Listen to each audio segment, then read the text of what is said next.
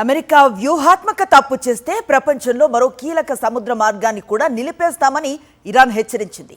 ఇప్పటికే హార్మూజ్ జలసంధి దాదాపు మూసుకుపోయిన పరిస్థితుల్లో ఇప్పుడు బాబ్ ఎల్ మందేబ్ జలసంధిని కూడా ప్రమాదంలో పడే అవకాశం ఉందని ఇరాన్ సీనియర్ సైనిక అధికారి హెచ్చరించారు. ఇలా జరిగితే ప్రపంచ ఇంధన సరఫరాపై భారీ ప్రభావం పడే అవకాశం ఉంది.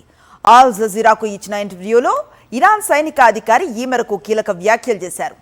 త్వరలోనే ఈ ప్రాంతం పెద్ద ప్రాంతీయ యుద్ధంలోకి వెళ్లే అవకాశం ఉందని వ్యాఖ్యానించారు.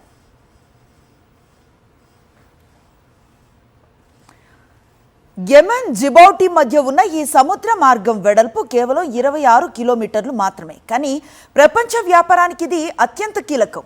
ప్రతి సంవత్సరం దాదాపు 20,000 నౌకలు ఈ మార్గం గుండా ప్రయాణిస్తాయి. రోజుకు సుమారు 6.2 మిలియన్ బ్యారెళ్ల చమురు ఈ మార్గం ద్వారా రవాణా అవుతుంది. ఈ జలసంధి మూసుకుపోతే పర్షియన్ గల్ఫ్ నుంచి యూరోప్కు వెళ్లే అత్యంత చిన్న సముద్ర మార్గం పూర్తిగా నిలిచిపోతుంది. అప్పుడు నౌకలు ఆఫ్రికా దక్షిణ భాగం చుట్టూ ప్రయాణించాల్సి వస్తుంది. దాంతో 2 వారాల ఆలస్యం, భారీ అదనపు ఖర్చు ఏర్పడుతుంది.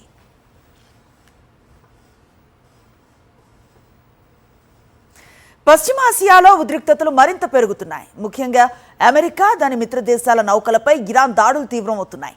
తాజాగా ఇరాక్ ప్రాదేశిక జలాల్లో 2 ట్యాంకర్లపై సూసైడ్ బోట్తో దాడి జరిగింది. ఈ ఘటనలో ఓ భారతీయుడు మృతి చెందాడు. పర్షియన్ గల్ఫ్లో ఇరాక్ తీరం సమీపంలో ఈ ఘటన జరిగింది. దాడికి గురైన నౌకలను అమెరికాకు చెందిన సేఫ్ సీ విష్ణు, గ్రీస్కు చెందిన జెఫిరోస్గా గుర్తించారు. సేఫ్ సీ నౌక మార్షల్ ఐలాండ్స్ జెండాతో ఉండగా జెఫిరోస్పై మాల్టా జెండా ఉంది. ఈ నౌకలు తీరంలో చమురు సేకరిస్తూ ఉండగా పేలుడు పదార్థాలతో ఉన్న సూసైడ్ బోట్ వీటిని ఢీకొట్టినట్లుగా తెలుస్తోంది. దీంతో భారీగా పేలుడు సంభవించి పెద్ద ఎత్తున మంటలు చెలరేగాయి.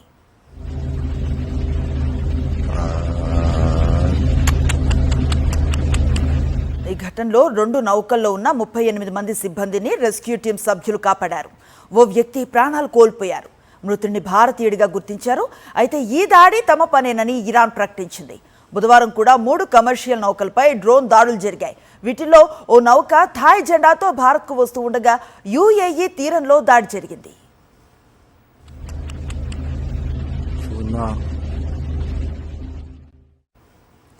యుఏఈలో ఫుజైరా ఆయిల్ రిఫైనరీపై ఇరాన్ దాడి చేసింది. పెద్ద ఎత్తున మంటలు చెలరేగాయి. రిఫైనరీలో చాలా భాగం దెబ్బతింది. యుఏఈ డిఫెన్స్ రక్షణ వ్యవస్థలను, డ్రోన్లను అడ్డుకునే క్రమంలో అవి విరిగి రిఫైనరీలపై పడ్డాయి. దీంతో పెద్ద ఎత్తున మంటలు వ్యాపించాయి. మంటల వల్ల ఆయిల్ లోడింగ్ కార్యకలాపాలు ఆగిపోయాయి. అక్కడికి చేరుకున్న భద్రతా సిబ్బంది మంటలను అదుపులోకి తెచ్చారు.